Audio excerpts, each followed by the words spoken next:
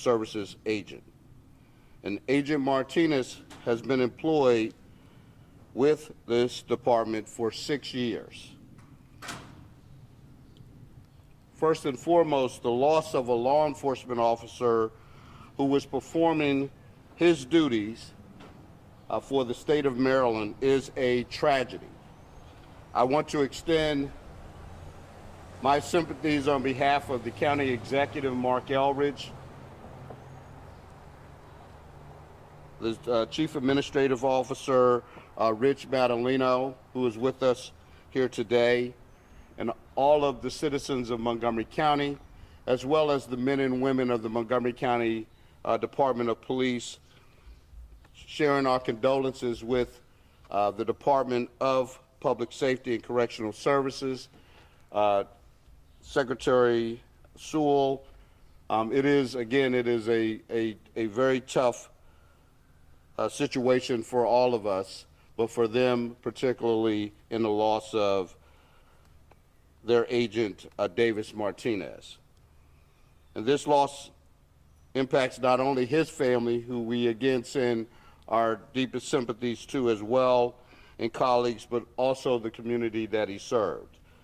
Law enforcement officers put their lives on the line every day to ensure the safety of our community. And the death of Agent Martinez is a stark reminder of the dangers we face every day.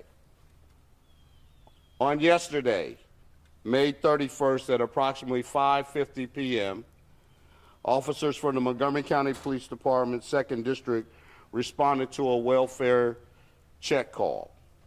The call was for a Maryland Parole and Probation agent who had not reported back to work after conducting a resident check on Emmanuel Edward Sewell, an individual who was on parole for his offenses. Upon arrival at the 2800 block of Terrace Drive in Chevy Chase, officers observed the agent's state-issued vehicle parked outside the apartment building. Upon entering the residence, based upon the information that we had, officers discovered an adult male who was pronounced dead at the scene. Emmanuel Edward Sewell was not in the apartment at that time and has not been located since the discovery of the body. The medical examiner has determined the manner of death to be homicide. Our victim has suffered multiple injuries that caused his death. Emmanuel Edward Sewell, 54 years of age, is considered a suspect in this case and is currently wanted on the strength of a warrant charging him with second-degree murder in the death of Agent Martinez. Sewell is approximately 5'9" tall, and he weighs approximately 250 pounds. We also believe that he is in possession of Agent Martinez, his badge. Again, I repeat, we believe that Mr. Sewell is in possession of Agent Martinez's badge. We believe that Sewell may be driving a gray 2017 Hyundai Elantra with Maryland handicap tags 93661, H as in Henry, T as in time. Again, we believe he's driving a gray 2017 Hyundai Elantra with Maryland handicap plates 93661 HT. Again, a warrant has been issued for his arrest, charging him with second-degree murder. The Montgomery County Department of Police Major Crimes Division and our Special Investigations Division is actively searching for Sewell. The Maryland State Police have issued a blue alert to help locate Sewell. Sewell may be armed and he is considered dangerous. We urge the public to not, we urge the public not to approach him if he is spotted. And again, our thoughts and condolences are with the family and the colleagues of Agent Martinez during this difficult time. We will continue to provide updates as the investigation continues. Thank you.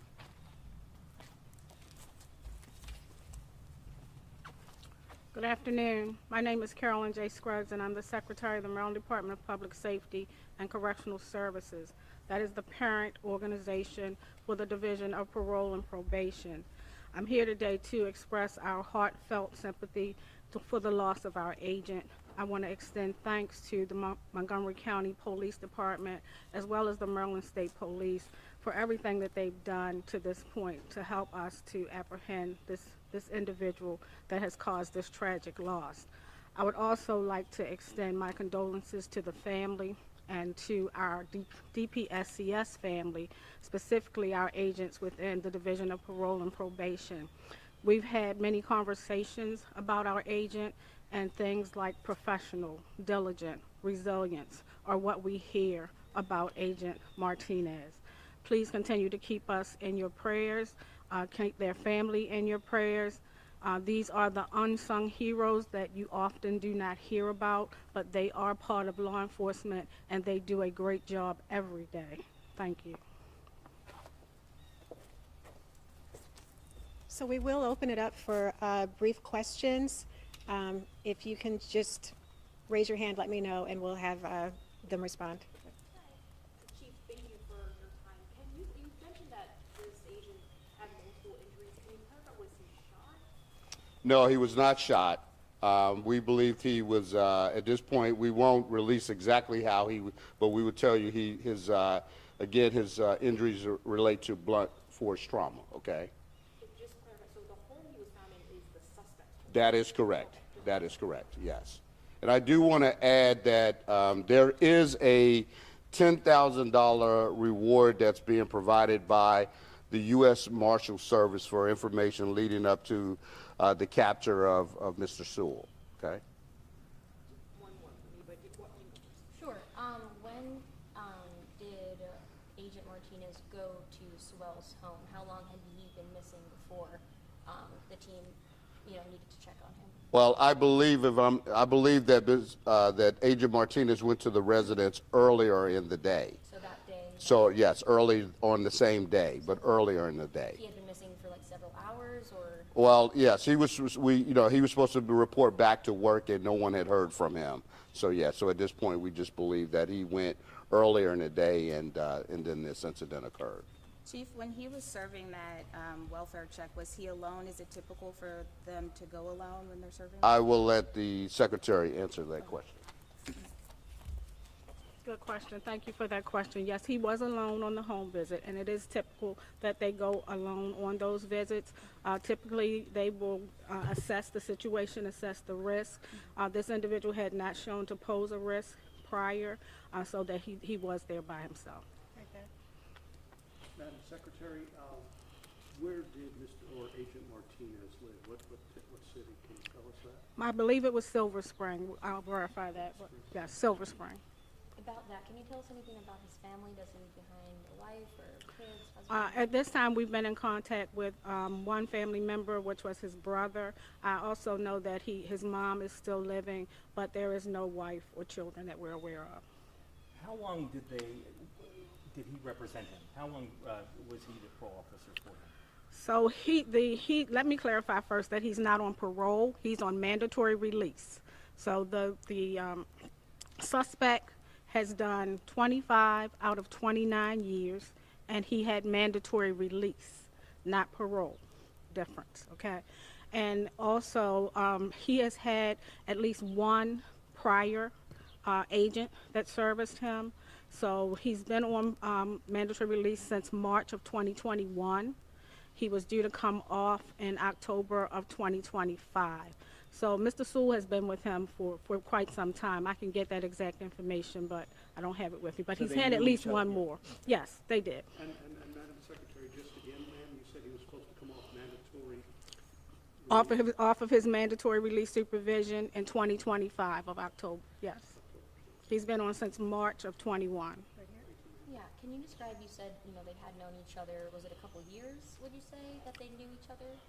I don't want to give you false information, so let me look back into the record, and then we can tell you exactly when that transition occurred, and we can be specific. And then I know you had mentioned he had not shown to pose a risk prior. Did you ever hear anything from Agent Martinez about their relationship? Did he ever mention or? We are doing a complete risk assessment right now to determine whether there were any hiccups, any challenges, any concerns, and then we will be happy to share the full results of that investigation once it's completed. One more question? Chief, quick question. So this happened just before 6 is when that welfare check was done, right, for this agent? Yes. Was there a reason why information wasn't released till past 11?